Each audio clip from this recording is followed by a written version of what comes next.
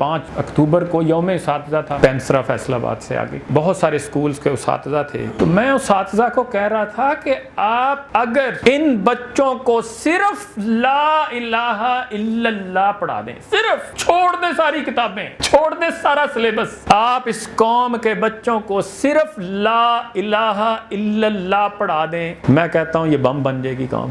یہ امریکی غلامی سے نکل آئے گی، یہ IMF کے جال سے نکل آئے گی، یہ ورلڈ بینک کے شکنجے سے نکل آئے گی، یہ عالمی استعمار کا مقابلہ کرنے کے قابل ہو جائے گی۔ رہے گا تو ہی جہاں میں یگانہ و یکتا، اتر گیا جو تیرے دل میں لا الہ الا اللہ۔ ہمیں تو الہ کا پتہ نہیں۔ میں کہتا ہوں جس نے الہ کو سمجھ لیا وہ کبھی کسی کا غلام ہو سکتا ہے، کیونکہ الہ اس طاقت یا ہستی کو کہتے ہیں جس کی غلامی کی جائے، جس پر آدمی والہانہ طور پر فدا ہو، جس کی عظمت کو مان کر اس کی پرستش کرے، جس کی تحمید و تقدیس کرے، جس کے گن گائے، جس کی تسبیح کرے، جس کو نظر پیش کرے، جس سے بھلائی کی امیدیں لگائے اور جس کی گرفت سے ڈرے، جس سے نیکی کی جزا کا امیدوار ہو اور جس سے برائی کی سزا کا اندیشہ رکھے، جس کو اپنا مالک و مختار سمجھے، جس کو فرما روا اور قانون ساز مانے، جس کے مطالبوں کو پورا کرے اور جس کے منع کردہ امور سے باز رہے، جس کے بتائے گئے اصولوں کو اپنی زندگی کی بنیاد بنائے، جس کے منع کردہ امور سے باز رہے، جس کے بتائے گئے حلال و حرام کے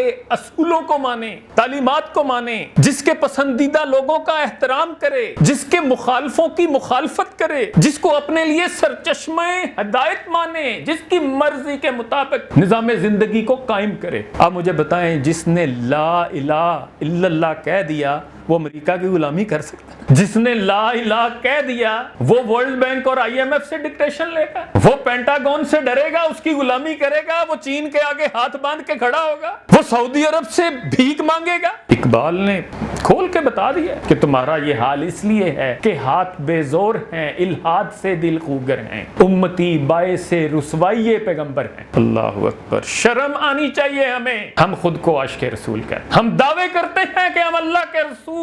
صلی اللہ علیہ وآلہ وسلم کی حرمت پر جانیں قربان کر سکتے ہیں، چند ہزار کا منافع تم چھوڑنے کو تیار نہیں ہو، 2 نمبریاں تمہاری جاتی نہیں ہیں اور دعوے تم یہ کر، ہاتھ بے زور ہیں، الحاد سے دل خوگر ہیں، امتی باعث رسوائی پیغمبر ہیں، بت شکن اٹھ گئے باقی جو رہے بت گر ہیں، تھا ابراہیم پدر اور پسر آزر ہیں، یہ ابراہیم کے بیٹے ہیں اور یہ آزر ہیں، یہ بت بنائے ہوئے انہوں نے اپنے، کوئی امریکہ کے بت کو پوچھتا ہے، کوئی چین کے بت کو پوچھتا ہے، کوئی اسٹیبلشمنٹ کے بت کو پوچھتا ہے، کوئی اپنی سیاسی پارٹی کو بت بنا کے بیٹھا ہے، کوئی سیاسی لیڈر کو بت بنا کے بیٹھا ہے، کوئی اپنی برادری کو بت بنا کے بیٹھا ہے، کوئی اپنے مال و دولت کو بت بنا کے بیٹھا ہے، اور زبان سے کہتے ہیں لا الہ الا اللہ۔ الہ تو تم نے کوئی ایک بنایا ہوا، 36 تو تمہارے الہ ہیں اور زبان سے کہتے ہو لا الہ الا اللہ۔ ہاتھ بے زور ہیں، الحاد سے دل خوگر ہیں، امتی باعث رسوائی پیغمبر ہیں، بت شکن اٹھ گئے باقی جو رہے بت گر ہیں،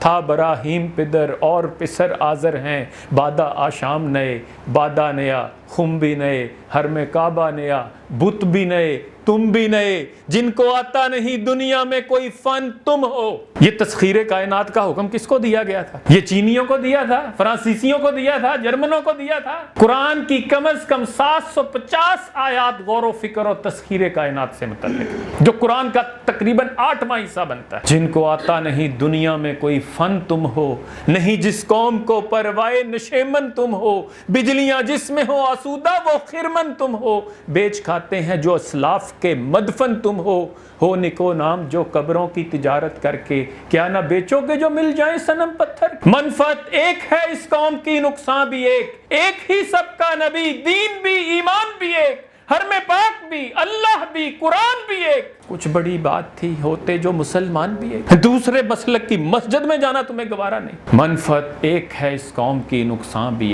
ایک ہی سب کا نبی، دین بھی ایمان بھی ایک، حرم پاک بھی، اللہ بھی، قرآن بھی ایک۔ کچھ بڑی بات تھی ہوتے جو مسلمان بھی ایک، فرقہ بندی ہے کہیں اور کہیں ذاتیں ہیں، کیا زمانے میں پنپنے کی یہی بات؟ کون ہے تار کے آئینے رسول مختار صلی اللہ علیہ وآلہ وسلم؟ یہ رسول اللہ صلی اللہ علیہ وآلہ وسلم کے کانسٹیٹیوشن کو, آئین کو کس نے پسے پش ڈالا ہے بھئی؟ تمہیں تو یہ شرم نہیں آتی کہ لاکھوں مسلمان ماؤں, بہنوں, بیٹیوں, بزرگوں, بچوں نے اس ملک کے لیے قربانی, اپنے گھر بار چھوڑے, عزتوں کی پامالی قبول کی, نہر 84 کے 30 فٹ گہرے پانی میں سینکڑوں مسلمان بچیوں نے اپنی جان قربان کر دی اس ملک کے لیے, پانی میں ڈوب کر. اور واگا بارڈر پر ایک ٹرین تو ایسی بھی آ کر رکی جس میں درندوں نے ٹرین ڈرائیور کے سوا کسی کو زندہ نہیں چھوڑا تھا. اور اللہ اور اس کے رسول صلی اللہ علیہ وآلہ وسلم کے نام پر حاصل کیے جانے والے اس ملک میں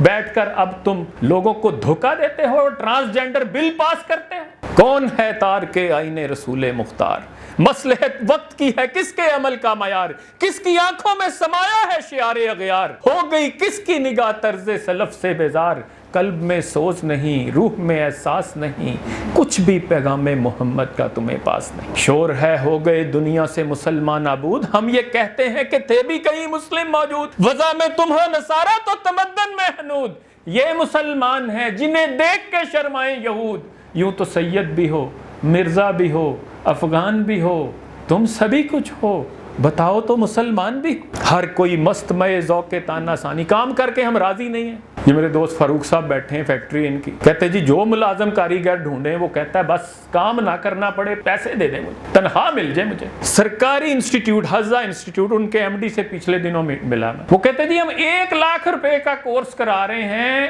اور وہ فی ہم خود دیں گے, اسٹوڈنٹ جو ہے وہ صرف لکھ کر دے دے, وعدہ کر لے کہ میں اس نوکری کے بعد یہ آپ کا قرضہ اتار دوں گا, اور 50,000 روپے کی کم از کم 50,000 سیلری پہ اس کو جاب بھی ہم دلوائیں گے, گارنٹی دے رہے ہیں. اور اول تو کوئی کام کرنے کو راضی نہیں ہے, سیکھنے کو راضی نہیں ہے, اور اگر کوئی سیکھ جائے اس کے بعد اپنا وعدہ پورا نہیں کرتے, نوکری چھوڑ دیتے ہیں کہ نہیں جی یہ پیسے ان کو کیوں دینے ہیں, ہم نوکری نہیں کرتے. کوئی ایک رونا ہے, آپ کہتے ہیں جی بے روزگاری ہے. ہر کوئی مست مئے ذوق تانا ثانی, تم مسلمان ہو یہ انداز مسلمانی, حیدری فقر ہے نہ دولت عثمانی ہے, تم کو اسلاف سے کیا نسبت روحانی ہے, وہ زمانے میں معزز تھے مسلمان ہو کر, اور تم خار ہوئے تار کے قرآن ہو کر. وہ جو حاملین قرآن تھے نا, وہ جو قرآن پر عمل کرنے والے تھے, انہوں نے تو اپنے وقت کی دونوں سپر پاورز کو تسخیر کر لیا تھا. قسطنطنیہ میں کیسر روم اور فارس میں کسرا, دونوں نے مسلمانوں سے شکست کھائی. عمر فاروق کے دور میں پورا فارس فتح ہوا اور کیسر نے جزیہ دینا قبول کیا, حتیٰ کہ 8ویں صدی ہجری کے آغاز میں یہ سوال اٹھایا جانے لگا کہ کیا دنیا میں کوئی ایسی طاقت ہے جو مسلمانوں کا راستہ روک سکے.